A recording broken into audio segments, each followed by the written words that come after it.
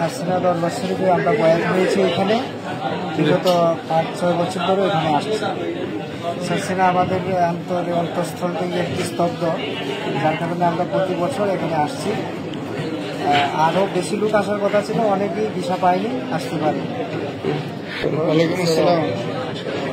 আমি তো হুজুর, এখনকার হুজুরের দাদা হাতের পায়ে পাকিস্তান আমাদের দেখুন, আমি লেবরা বউয়ের হাতে ওই সময় 50 বছর আগে আমি ইনশাল্লাহ গত বছর আইসি। আমার একমাত্র ছিল এটা, আমার শ্বশুর ছাড়া বছর একবার আল্লাহ নির্দরবার আমরা যেন ইনশাল্লাহ সাপ্তাহিক মাহফিল চালাই।